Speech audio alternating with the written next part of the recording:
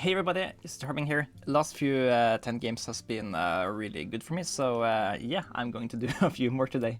And here we are, this is the Harbinger, this is Wingspan and Steam Edition, and this is my opening hand. So, yeah, okay, we are this does not look like a 130 point game, but I guess we have Montolis Warbler. We can try to make a play on the bird game. For this to properly work, we would want something to give us card advantage, and we would want something to give us food advantage. We don't have either of those. Green Pygmy Goose is kind of card advantage. We get to look at more cards and give the worst one to the opponent, so I guess I like that is for that. We don't have anything for the forest though, unless there is something in the bird feeder. It's not really. I guess Baltimore Oriole kind of counts. It's a decent. It's a 9-pointer, but it costs 3 food to set up, so it's bad for that. But we can make it work. Now the bad thing about that is that we probably want to spend our first action to pick it up just to be sure we get it, because we can't afford to play this bird first, because then we will not have enough food to afford it. But yeah, it can work. Birds with 3 different power colors, I don't think that's gonna happen. I also don't think Oologist is gonna happen, so yeah, okay, let's try to get 3 points from Behaviorist. Maybe we will prioritize to make it happen if we can.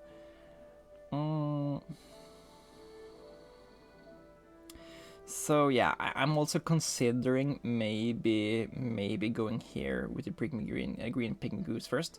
We could then get 3 cards instead of 1 food from that action, and then we can spend 1 of those extra cards to gain extra food so we can play the Baltimore Oriole. The bad thing is that we are opening up the possibility for us not getting the Baltimore Oriole because it might be gone. And I'd really want something to put into the forest, so I think we're gonna play it safe and take that. And is it wrong? Is it right? Who knows? We aren't getting the we are not getting the actual column nets, but yeah, securing this 9-pointer and food advantage bird when we are trying to go for a play on the bird strategy is pretty key, and we are gonna need that extra cherry to play the Montolis Warbler. So we are still on track here. Let's play this for these foods, as then we can still play the Warbler with the next food we have left, and then it's just a matter of playing the Warbler and activating the wetlands, and then we need to pick a bird to play, and then we need to get food for that bird, and that would be a fine turn 1.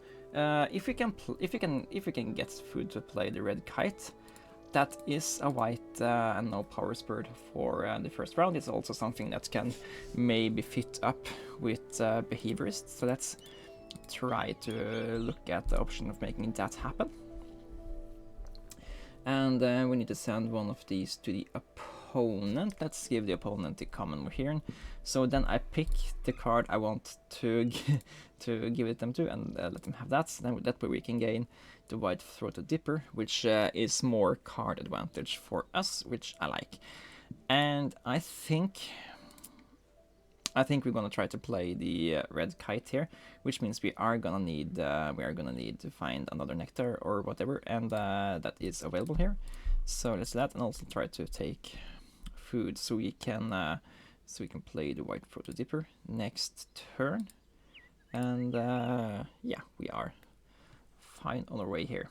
Now, I don't think we are prioritizing finding lots of activations for this habitat, so playing the red kite here is fine, and we are not gonna play it on top of another. We're gonna play it for the food cost, which is a nectar and a cherry.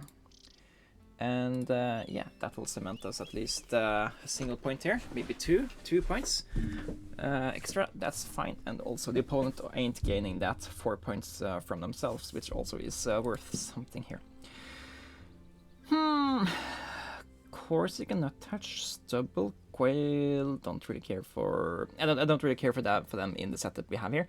I kind of want to play the white-throated dipper first, so let's try to find more nectar. Nectar is where it's at, baby, and we will play it for the fish and the vertebrate. We're gonna need some food for to play a bird at the end of the round anyway, so we are gonna spend that nectar. But let's do it like this first, and we also need to spend an egg here. And yeah, let's look at what cards will be available for us. The white-throated dipper is really nice because it lets you look at 3 cards and pick one of them. It doesn't give you points though, so you need to translate this into picking the best birds for your future strategy here. Maybe the Horsefields Bushlark is gonna be nice for us. We are in a game where we are needing to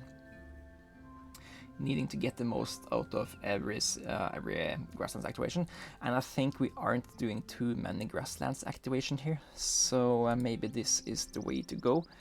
Of course, I would love to have a bird that goes together with these two to form a nice behaviorist trio here, but we can't really choose that. House Sparrow kind of works in that regard, but we won't be having that much extra like this, but of course let the opponent give cards to us is also nice, so let them have that. Let's not pick the wrong card, as I have done maybe 1 or 2 times before.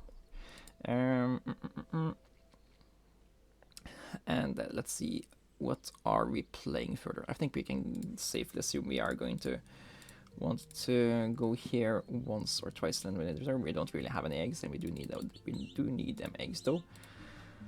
Are we playing the Bushlark at this end of round? In case we need, I think we're gonna need some extra food anyway, and we probably want to be picking up one of these grains.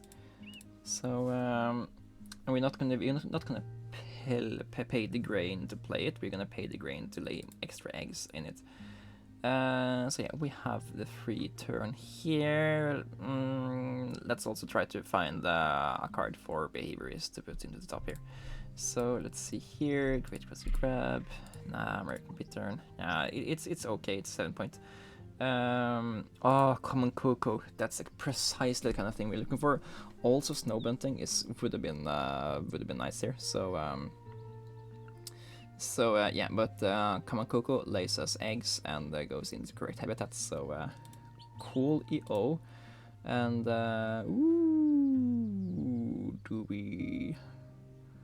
I was thinking maybe we want the Chipping Sparrow, but I think actually taking the Sulfur-Crested Cockatoo for ourselves is better. So let them have that, and then we can, because this can tuck and gain us points. We don't really need the early egg advantage anymore, and the Chipping Sparrow is better for when you are doing a proper. I will only go to the forest thing, while when you're focusing on the same thing habitat, well, we are having a play another bird here, so we are not focusing on just a single habitat. Yes, so we have one more turn, and then we are going to be playing something into somewhere for free for the Wilderness Warbler. So we do need to remember to have spare food for that. We could, for example, play the Sulfur-Crested Cockatoo as one of 2 birds now. We are confidently winning this, no doubt, so we don't need to worry about that. I would love to be able to play the Horsefield Bushlark, so we could get 2 more points from activating this habitat next turn. That kind of rules out playing Common Cuckoo now. We could be playing Sulfur-Crested Cockatoo, but then we won't be having that extra grain. There's not really many else of these cards I'm really inclined to play fast. So yeah, play this now. We're gonna play it for cherry and a nectar. That way we can play. That way we can play horse with bushlark for a nectar and a grain at the end of round, which means we can then we can activate this first, so we can gain grains and nectars and cherries and be all on our way. No. We want to come and cuckoo here. Yeah, we picked this for a reason. I guess we can overpay with cherries for. Or we could play this guy as the booty play next. Then we can we still have a spare egg after playing 2 more birds, which we can take food, then play bushlark. Yeah, that also works. That also works. Fine. We do this. We do this, and yeah, I think that's fine. This way we might even get some more eggs. We do this. Let's also request a cockatoo. Spend eggs. Okay, this is fine.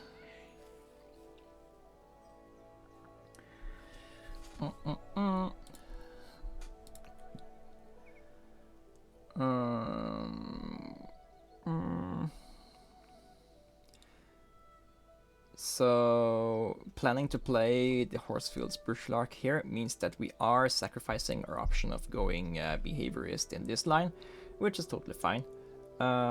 Alternatively, we could go Blue-winged Warbler and maybe...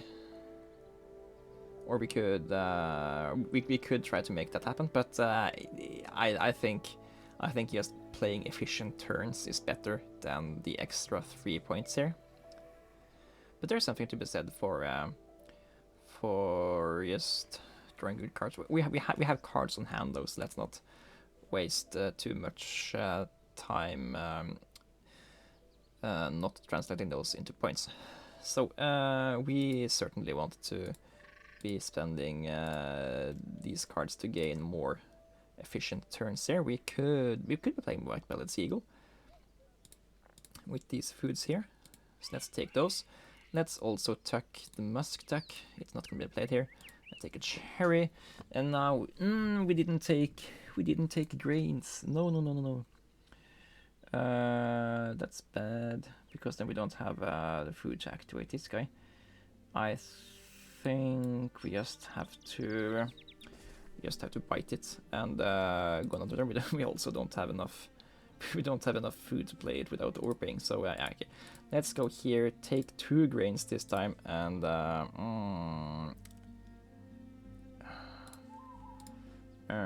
also maybe get a nectar. Thank you. And I think we are tucking the house sparrow and taking another share there. Okay, that was a little bit inefficient, but it's gonna be okay in the end, I think. So play the Horsefields Bushlark here for 2 nectars, I think, so we can keep the grains around. That way we have grains to spend this turn and next turn, in case we forget again. And we can play white-bellied seagull for a nectar and whatever at the end of round, or maybe we'll play the bittern. Our opponent doing first stuff in the wetlands. They have 2, we have 2, so we won't be getting extra cards from that, so it's gonna be this one that gives us points. Let's see, spend cherries, as cherries are points when you translate them into eggs, like this, and we want eggs specifically on these kinds of birds for the round end, so that's cool. And we're gonna spend eggs out of this bird, since it needs to lay eggs on itself when it's spending grain. And we get free stuff. I don't think we have a star nest. Star nests are great for also converting these kinds of eggs into more points from the round end goal here. We also need to take cards for playing another bird register, so we can pick up the Blue-winged Warbler amongst other things here. It's an 8-pointer for 2 foods, which is a pretty decent conversion. Aussie Raven, yes please, it's a yellow bird that can maybe let us trigger another behaviorist. If not, it can just translate up to 5 food to additional points. Hornbill is interesting. Hornbill would let us translate these eggs into cool stuff, and we are paying with we're gonna be paying with the cherries that we get for free anyway. So let's give the opponent the Eastern Roselia instead, and take the Hornbill for ourselves. And also together with the also Raven, they kind of make sense to get an easy behaviorist habitat here. Then the only question is how are we doing for this? We are leading with 5, so we can afford to play 2 birds here. Do we play this and something else? We could play the white-bellied seagull, and then we have a cherry, a nectar, and a grain left. But what? Which one of these would we play then? I don't know. I think then we would have to have something easy to play, like the grab already on hand. But what are we doing this turn then if we're not playing a bird? Are we maybe playing... we can't play the also Raven, can we? This needs... Oh yeah, we can play. We can play both this and that this turn. Yeah, okay. Let's do that then. The also Raven goes here, and then we need to specifically pay for it with nectar, cherry, and rodent. And no, wait. I'm just confusing myself here. If we play the white-bellied seagull, then we will have... we can do this with fish, nectar, rodent. Then we have a rodent left, but we don't have the nectars for the vertebrae. Overpay for the raven, but then it loses its cage extra food value. I mean, I think we are. I think it's okay to take food here, and because the excess food can be spent to the raven. So after thinking about it, debating it, and probably having some screaming at me from the monitors on the other side of the world here, we can afford this. I don't think we're playing all of these birds, so let's toss away the ruby duck, so we can let's see. Yeah, we only need one of these to be nectars.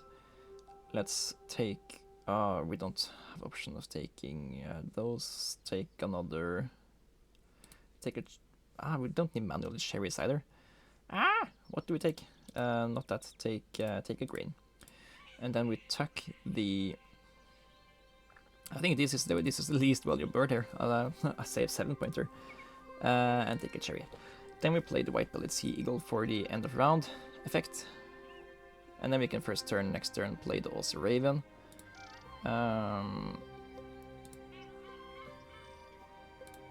This way we also maybe take... Ooh. No, we want to spend eggs from here, of course. Maybe we can next turn take away some... what am I trying to say? Maybe we could take the nectar here. I didn't look at it, but apparently the opponent has 8 nectar there. Okay. I guess we'll be giving them a lot of nectar. Do we need to or want to discard an egg? I don't think so. We are pretty confident with our food situation here. We can spend our current food here to play the Blues Hornbill, and then we'll be getting 3 food on the forced activation. So yeah.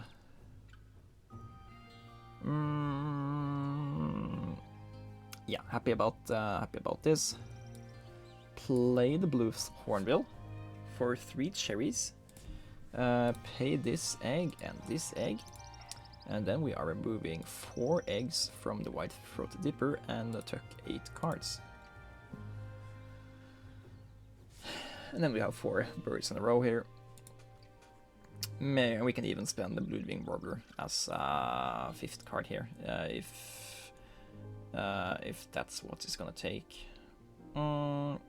American avocado could be rounding up or rounding out a behaviorist here. That would be more points than playing the blue-winged warbler, even though the warbler could get us out of the tie here. In that case, we could just play the also raven also to get here, so we can win the one row and let's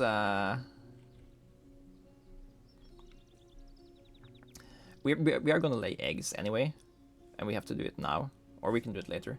We have to lay eggs anyway, and we got to take food anyway, so we might as well also just take cards anyway, since we can get that action back for free from the Warbler. So yeah, let's take the American avocado and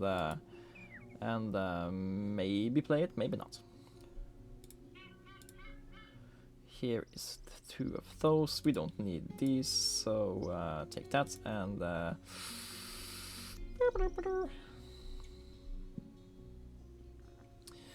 house Ran would be ruining the behaviorists and eat more eggs, so I don't like that. I don't really like either of these. Let's take the blackbird, I guess. I guess we can play the blackbird. And yeah, no, it won't work because I was thinking I'm gonna play the Southern Raven here instead. Yeah, no, I was just thinking out loud. It doesn't work. It's too late in the game for it to be regaining powers. Give that to the opponent. Okay, now we have lots of stuff here that we can toss to gain extra food and toss to gain extra eggs, which is great. So let's toss the Willet and toss the Bruce Blackbird. We don't really care about where these eggs go as long as we still have space on the star nest, since you sometimes gain free eggs to star nests. Do we care about this? I guess it's also guaranteed points on the Raven, so it doesn't really matter if we do this or not, so we can take the extra nectar here. Then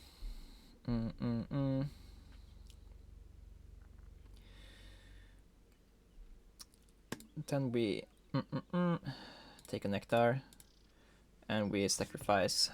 I think the endgame here is Aussie Raven, American avocado. So we're gonna be needing quite a lot of vertebrae, because if we play this guy to spend the excess food, then playing this guy basically becomes a 9-pointer, which means it's slightly more worth than the blue-winged warbler. So yeah. That's 4 nectars. Then we tuck the blue-winged warbler, and we give away cherries, because they will come back as extra points from the Raven.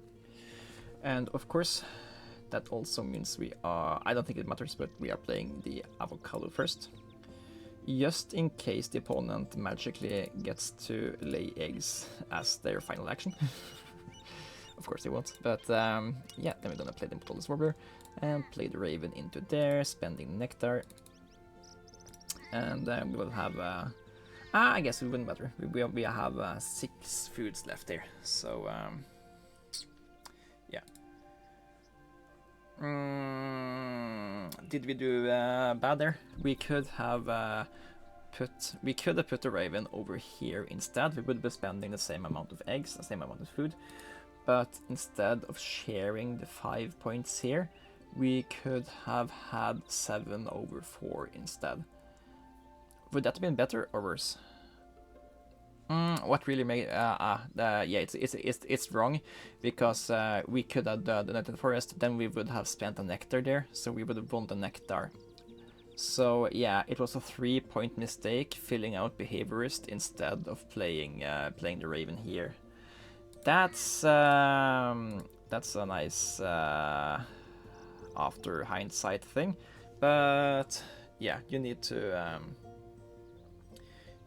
to experience those every once in a while, to maybe remember them in the future. So yeah, we could have had 3 more points from that there, but I think we are going to do fine. Anyway, we have a lot of points from Birds Played, 63 points from Birds Played, and yeah, that's here. So it's probably not the 120 points because we were.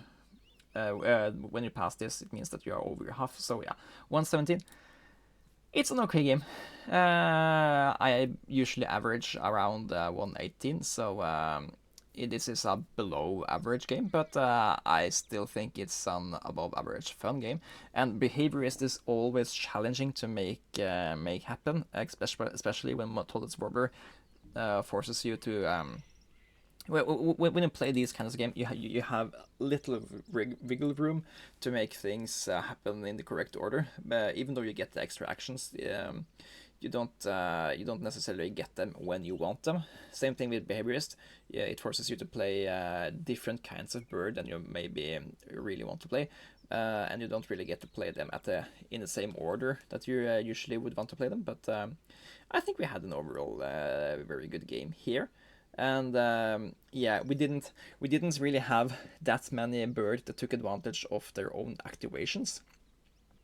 So Self-Requested Cockatoo give points when activated. Horsefield's Bushlark gave points when activated, but White-Bellied Seagull gave points when activated. But the other birds that give us stuff don't give us points; they just give us resources. And yeah, if this had been a bird that let you take a card and draw a card, it would have been much better. We activated this habitat like 5 or 6 times, so we will have 6 more points here. If this is just a 2 food 4 point took a card, draw a card bird, or it could have been the Alden Skull. Then we also get to look at 2 cards, but instead of giving away a card, we would have been tucking it instead, and we would have had it's worth 1 point, but we would have tucked up to be worth more than 4. Yeah, Red Kite. It's just a white bird for the white and no powers bird. Only a 6-pointer, and we had to play it because we didn't really have much else to play. I usually don't like these, but that's on me, I guess. Baltimore Oriole gave us food advantage, so that's okay. Self-Requested Cockatoo gave us points, and yeah. When I say food advantage, I don't mean over the opponent. I mean over food advantage over tempo, because you only have 26 actions in one game, and making all of them count really is necessary to gain a high score. And yes, you are giving food to the opponent, but you get to control when that happens. And yeah, you wouldn't be doing it if it didn't benefit you. And it really benefited us because we got to play the Loose Hornbill, we got to play the Self-Requested Cockatoo, and we got to dump excess food onto the Aussie Raven. So yeah, we made use of it. And yeah, that's the 117 game here from the Harbinger. Thank you guys for watching. This has been me playing Wingspan, and I will see you guys another time. Harbinger out.